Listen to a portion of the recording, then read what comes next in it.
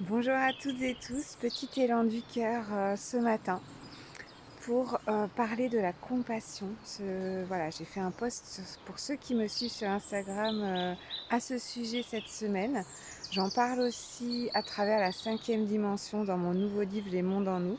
Et je voulais revenir un peu dessus parce que c'est souvent quelque chose qui est mal compris, qui est confondu avec la pitié.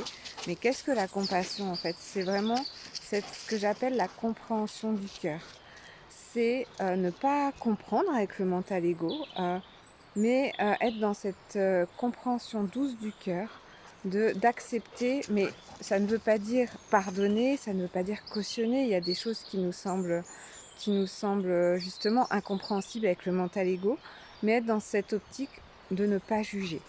Et aussi, je voulais insister sur le fait que c'est pas grave si on se surprend à juger, à nouveau. Même si on est dans cette élévation, même si on passe du temps dans ce que j'appelle la cinquième dimension, dans mon livre Les mondes en nous, s'autoriser ça aussi. Voilà, on peut se surprendre, se dire: «Tiens, je suis revenue à un vieux réflexe, de juger, mais c'est OK en fait, je m'en rends compte et je reviens à cette compréhension douce du cœur».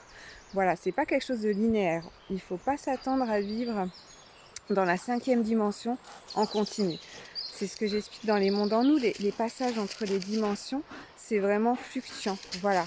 Ce qui nous aide, c'est vraiment d'en prendre conscience et d'avoir cette direction du cœur et d'y revenir. Même quand on repart, ce qui est tellement, tellement logique dans ce monde de dualité dans lequel nous avons choisi, d'expérimenter la matière. Voilà, je vais pas faire plus long, mais ça me tenait à cœur de faire un petit point là-dessus parce que je sais que beaucoup le ressentent et que c'est vraiment une évolution naturelle à laquelle on est maintenant appelé au stade où nous en sommes, toutes et tous. Je vous souhaite un très bon week-end, une très belle journée et à bientôt.